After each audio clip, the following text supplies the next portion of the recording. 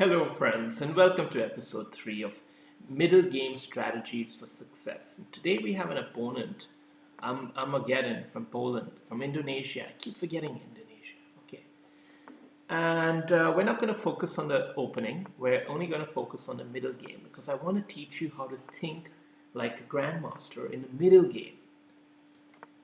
So we're not going to bother too much about opening moves, hedgehog or whatever this is. I don't even know what it is, and we don't care.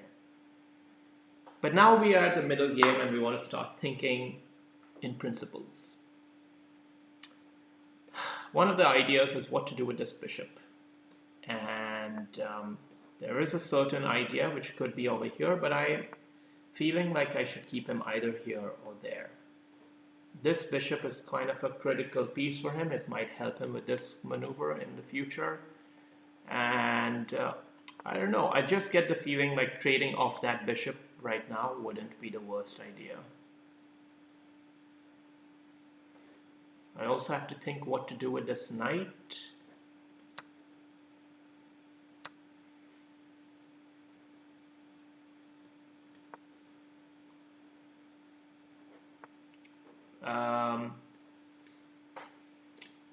His knight could end up in a very annoying square, so we're going to have to protect against that. This is just context responding to the immediate situation. Now I have some strategic choices to make. I think in principle I want to close it up, mainly because both these knights would love to get on this square. So in principle, I think I want to close it up and then support him with this pawn and have a good bind on the queen side. That's a principled approach to thinking. I see where his pieces would flourish and I stifle them. Now I see another opportunity here to fork the queen and the rook, so I've taken this as a moment to move my knight, but okay, he guarded against it, no worries.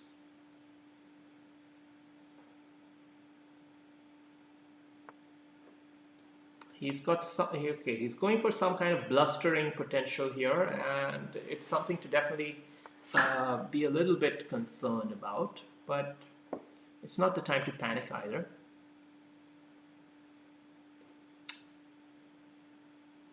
I don't think I'm too worried about it, to be honest. I think this knight and these pawns will sort of manage the storm. And this pawn is not under attack by any piece, so I don't have to worry about it falling. But he is really gunning for it. And because he's really gunning for it, we're going to just distract his rook, kick him aside for the time being, and now move along with our plan. Because now this doesn't have as strong a fulcrum push without the rook to support it. We gave him the open file, sure, but he's not going to be able to do anything with it. Alright, now comes our entry point. You can entry with the knight or with the queen.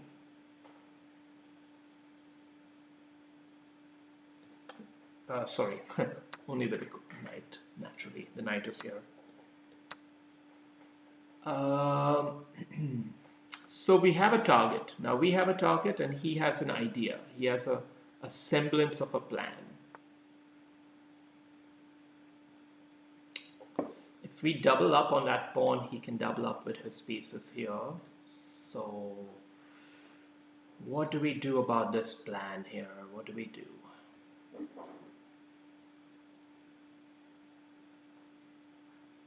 Should we make this move?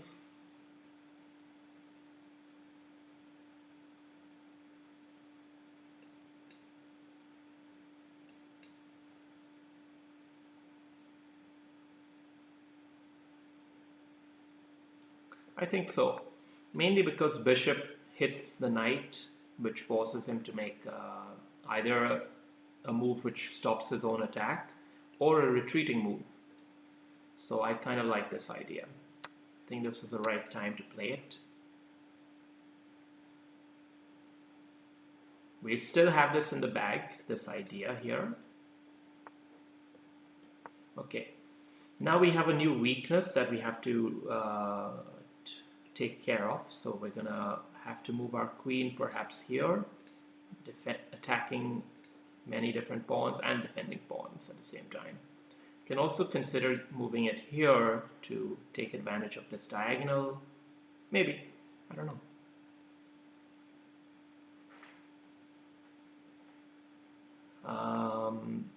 Yeah, but we definitely got to do something. I think I'm going to move the queen here. I feel this is the more apt way to play it. These things, next century. Right now I'm going to focus on the center of the game here.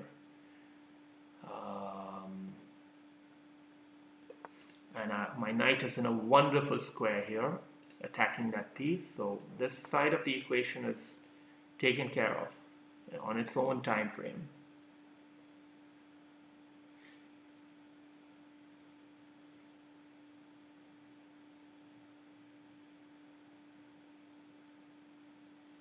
Now I need to come up with a good move. Okay, I think king up here, holding onto this pawn, is a good move. I want to shore up my defenses so that my queen has more flexibility to do whatever it wants to. And the king is pretty safe here anyway. So we've definitely got him under the run. He's really trying to just hold on and keep it together, and he's doing a decent enough job for now, but the momentum is definitely with me, and it's just a matter of finding the right attacking moves again and again and again. Relentless pressure. When you're up ahead, you've got to be relentless. Okay, we're going to start the queen side phase of our plan here.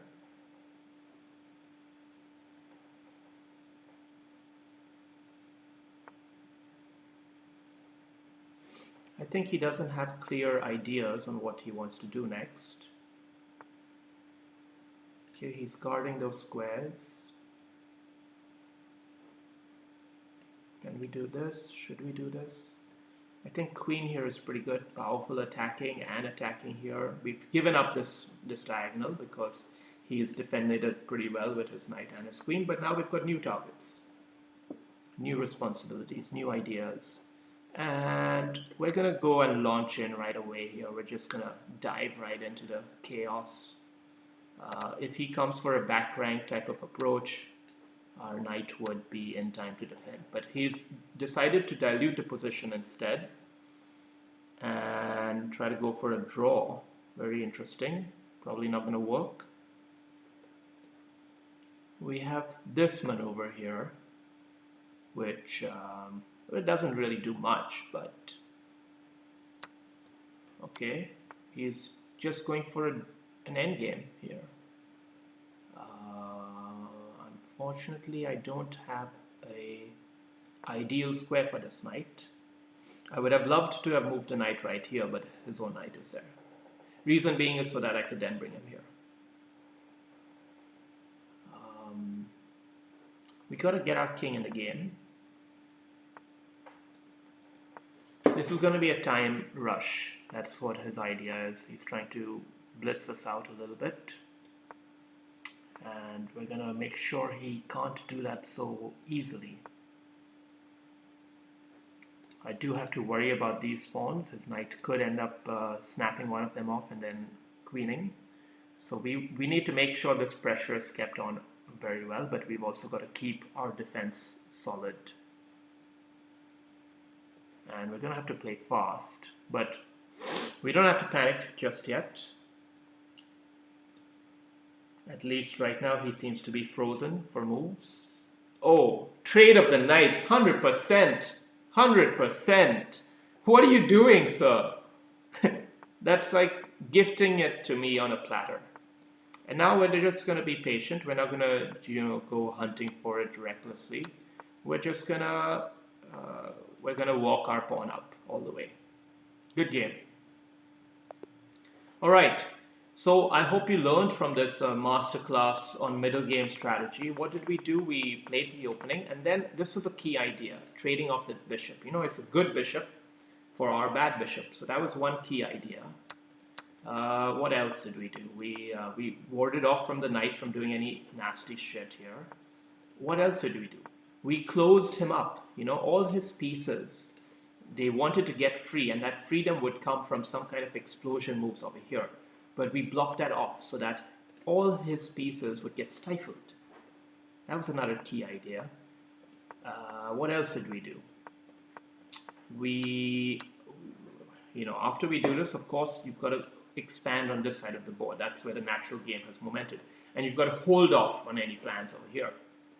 So now we see he's planning things, and what did we do? We deflected his rook away, slowing him down just a touch to give us the speed we need. Okay, so you had to spend 2 moves to go back and forth over there. And now we put the hard brake on it all. It's not always ideal to do that, but in this situation it felt right because it coaxed this move out of him, which means he can't play this. And it means my knight has a wonderful square, which is what we ended up taking advantage of. And now our queen was patient. We had all these weak spots and we didn't want to rush into anything. We just wanted to patiently build our position, improve inch by inch by inch, and then snap it off, chop him off, exchange the pieces. Good game. Play solid, play fast, trade off the knights, trade it off, and this is a winning pawn endgame. So that's it. Hope you learned. Thank you.